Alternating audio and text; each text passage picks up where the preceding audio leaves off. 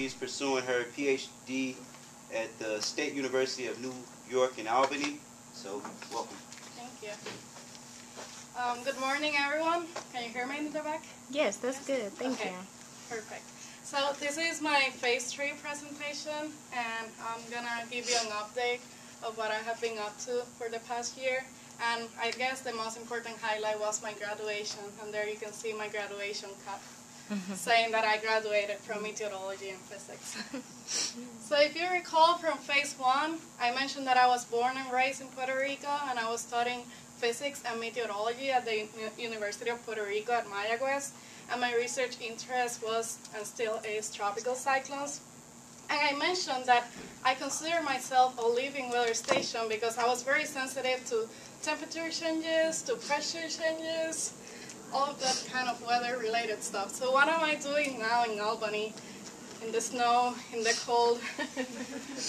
The answer is I'm there living a life with seasons, and I'm going to take you through the seasons of my past year to let you know what I've been up to. So in the spring, everything is colorful. I was offered and accepted a graduate research position at the University at Albany after a really long and tough process. And the reason why I picked that place, even though it's up there, really cold, really boring weather, is because, believe it or not, it's probably the program that has the most, the greatest amount of expertise in tropical meteorology, and it's probably one of the fastest growing departments in atmospheric science across the nation. I was also awarded 2 fellowships which will fund my graduate education at least for up to 4 years, which is really exciting.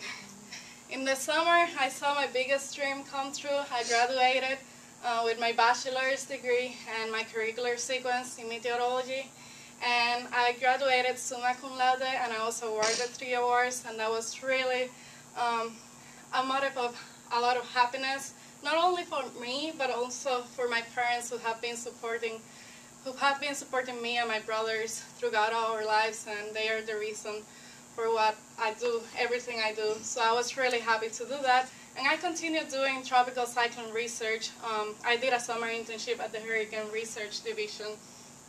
With that, I moved on, and I saw another dream come true by joining the graduate department at the University at Albany.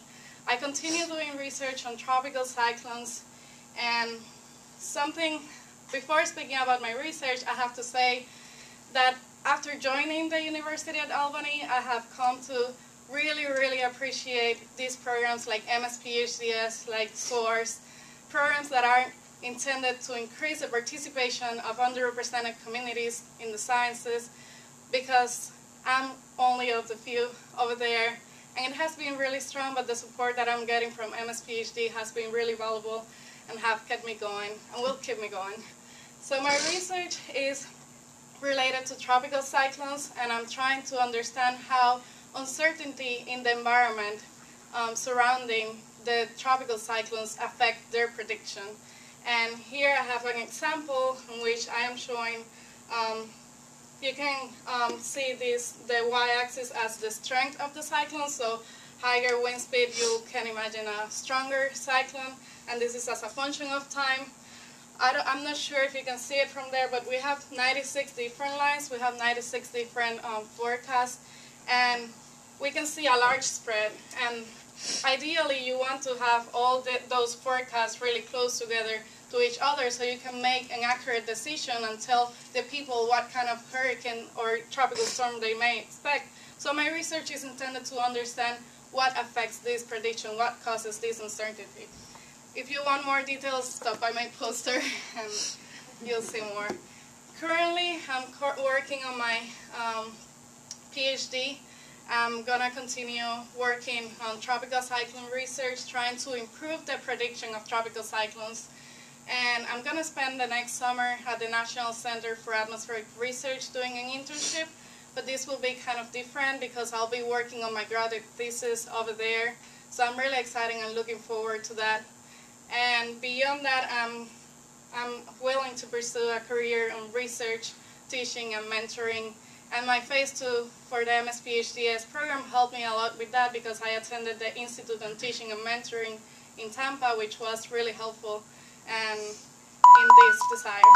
So just in time, if you have any questions, I can